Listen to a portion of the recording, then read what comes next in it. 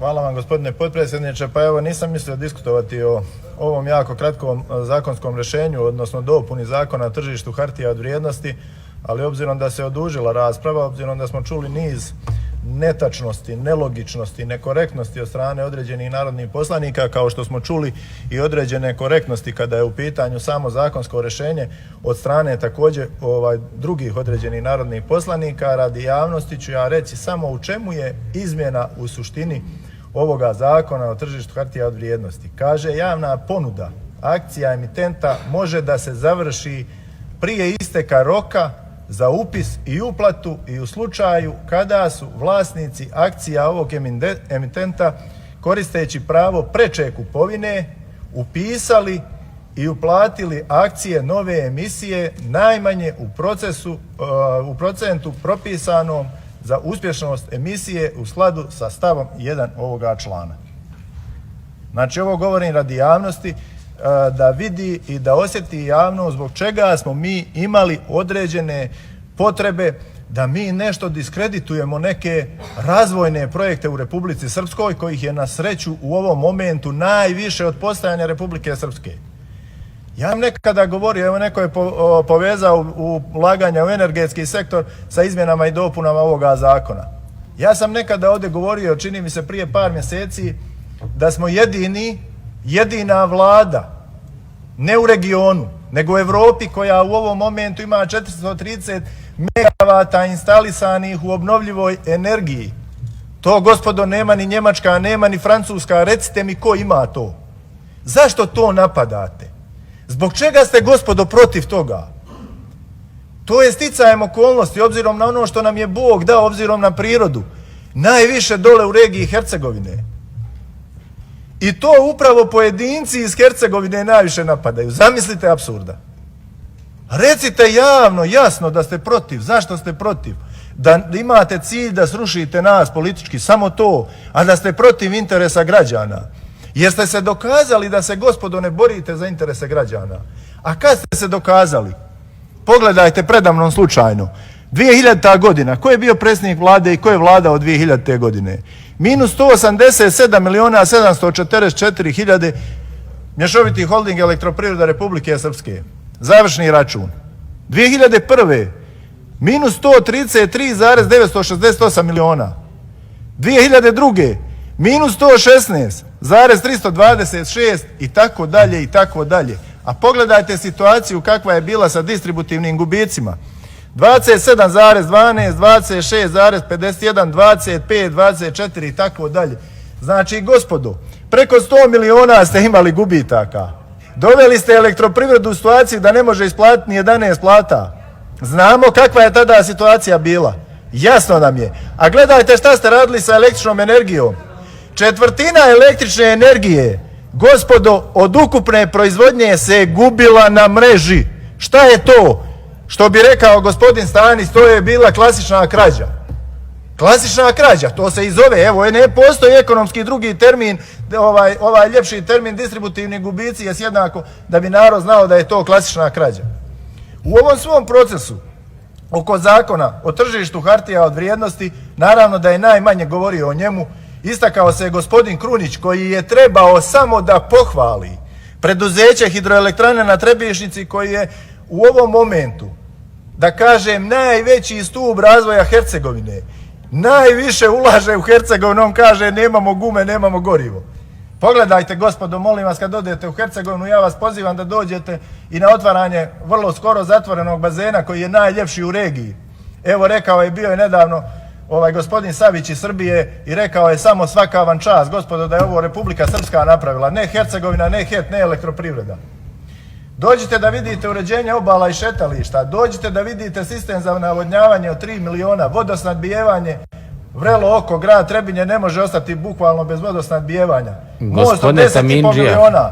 Molim vas, gospodine potpredsjedniče, ako ste slušali, ja samo pričam na ovu temu što su govorili i moji prethodnici. Istu stvar su oni govorili, a ja samo kažem da nije istina da je to nešto propalo, nego da je uložilo, gospodine Kruniću, u naš grad 35 miliona konvertibilnih maraka. U redu, sad i vas plus molim da se vrati. 140 miliona u razvojni projekat Gornji horizonti. A znate šta znače Gornji horizonti? 100% vlasništvo elektroprivrede, 100% vlasništvo države i 50% povećaju bilans hidroelektrana na Trebišci, gospodine Kruniću. Zašto to ne kaže? Dnevni red je tržište hartija od vrijednosti. Jest. I sada su to mnogi povezali sa da je izmjena zakona zbog određenih ulaganja. Pa neka je, pa šta ima tu loše? Šta ima loše da se HEP dokapitalizuje sa 100 miliona? Ali znate šta je problem?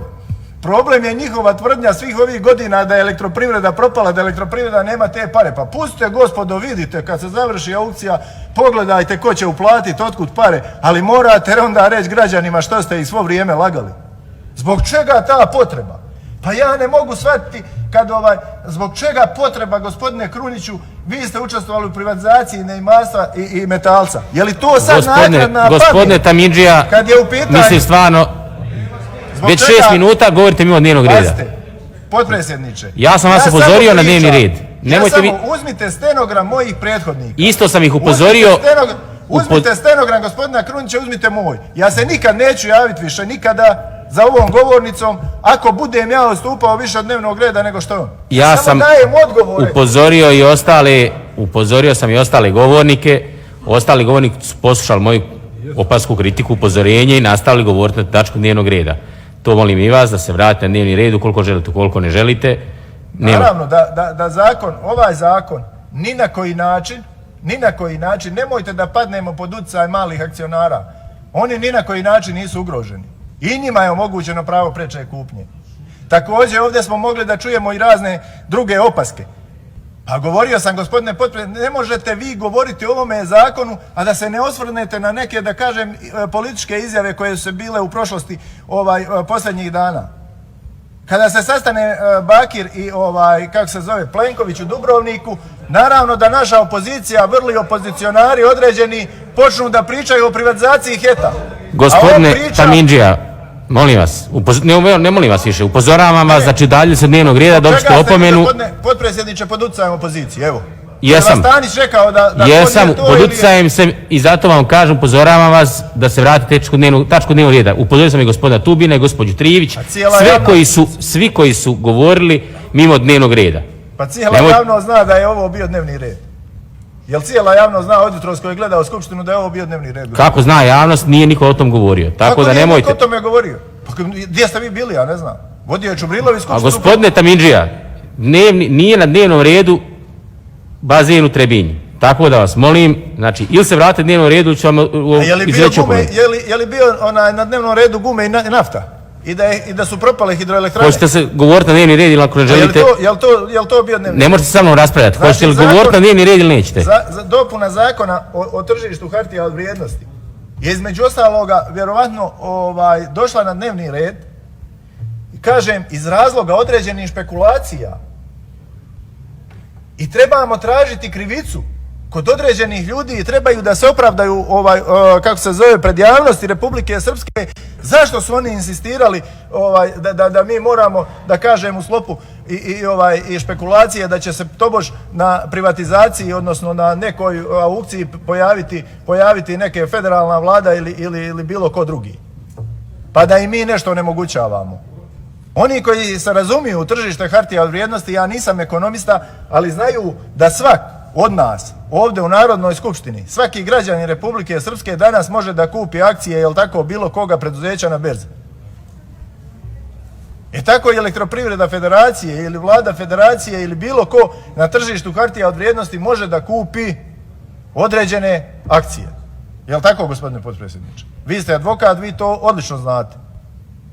I nemam ja tih problema, nemam ja nikakvih potreba da pričam ni o ovom dnevnom redu, niti sam imao potrebu, nego samo radi javnosti morao sam da demantujem određene stvari koje određeni nekorektni ljudi koji imaju dosta godina iskustva i koji neće da slušaju Vučića i Dodika da kažu satisfakcija bavljenja politikom i ono što ostavite iza sebe.